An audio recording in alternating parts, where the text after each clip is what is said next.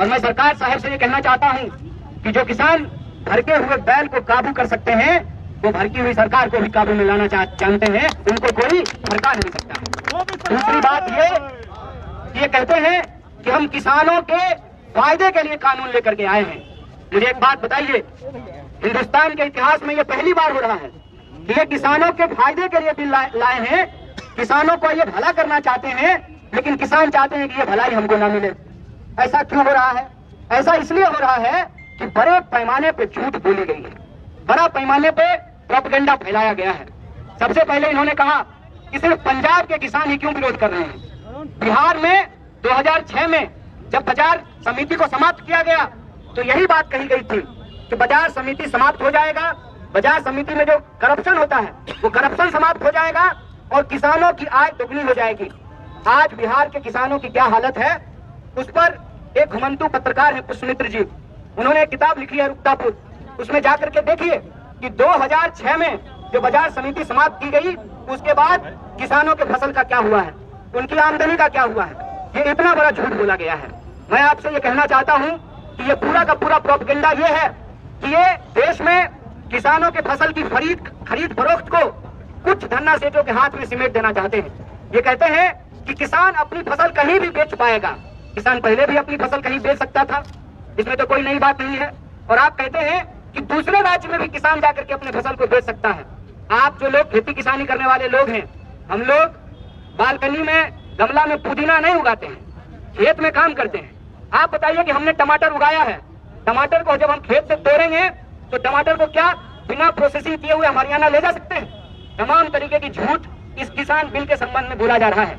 सीधी बात यह है कि आज इस देश में जो हम लोग को राजनीति का एक मॉडल देखा है कि जो लोग सरकार बहादुर को चंदा देते हैं हेलीकॉप्टर पे उड़ने के लिए, उनको जो इलेक्शन में कमीशन मिलता है, कहते हैं ना वन नेशन वन कमीशन की योजना का साजिश ये है कि इस देश में जिन धन्ना सेठों के कमीशन से यह सरकार चुनाव लड़ती है, चुनाव में हेलीकॉप्टर उड़ाती है, आसमान में उड़ती है, उन्हीं कमीशन के बदौलत ये इस देश के किसानों की धरती को उनके हाथों में गिरवी रख देना चाहते हैं। वन नेशन वन कमीशन की योजना ये है कि पूरे देश में चाहे किसान हो, मजदूर हो, BSNL हो, रेलवे हो, तमाम तरीके के संस्थानों को ये अपने प्रिय दोस्तों के हाथ में बेच देना चाहते हैं। और ये जो बिकवाली है, ये बात याद रखिएगा कि आज के किसान जब इस बिकवाली का विरोध कर रहे हैं तो ये सिर्फ किसानों की लड़ाई नहीं है, ये लड़ाई सबसे पहले इस देश के मिडिल क्लास और गरीबों की लड़ाई है।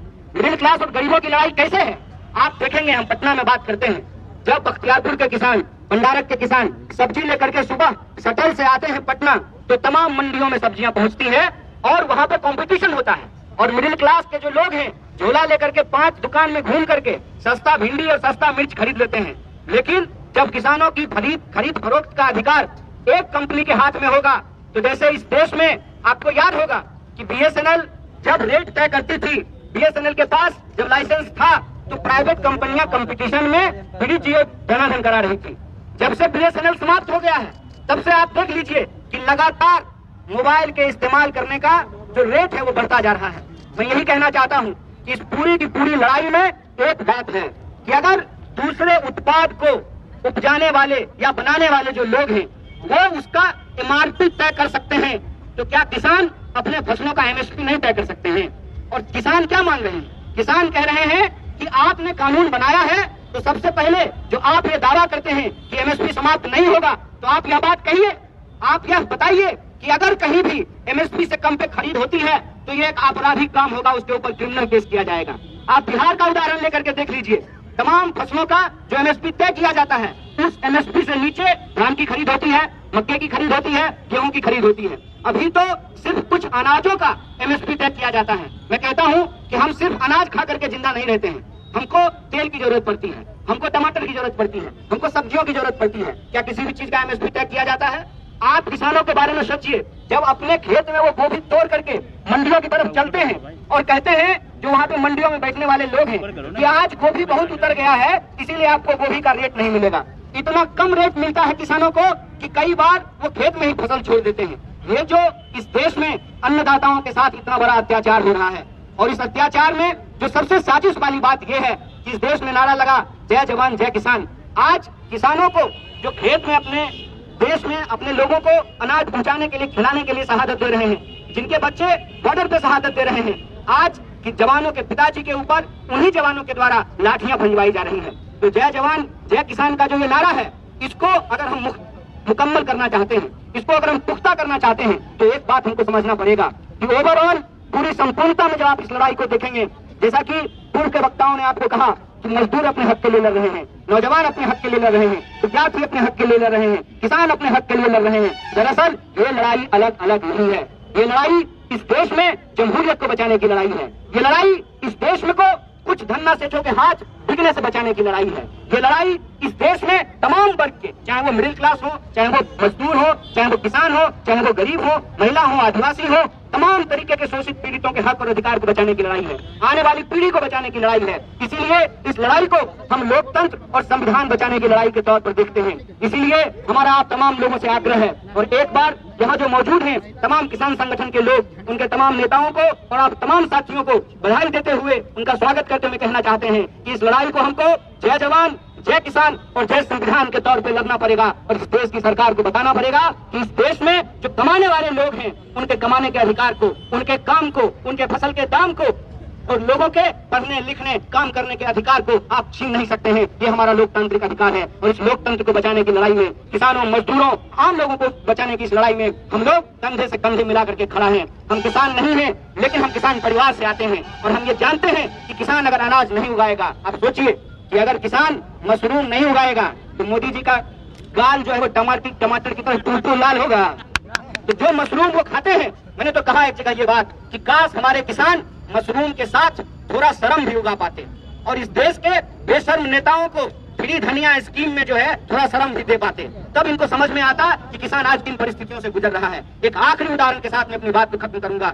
दिल पे हाथ रख करके आप एक बार ये सोचिएगा, इस देश में कलेक्टर साहब का बेटा कलेक्टर बनना चाहता है, एक्टर साहब का बेटा एक्टर बनना चाहता है, डॉक्टर साहब का बेटा डॉक्टर बनना चाहता है, फार्मर साहब का बेटा फार्मर क्यों नहीं बनना चाहता है?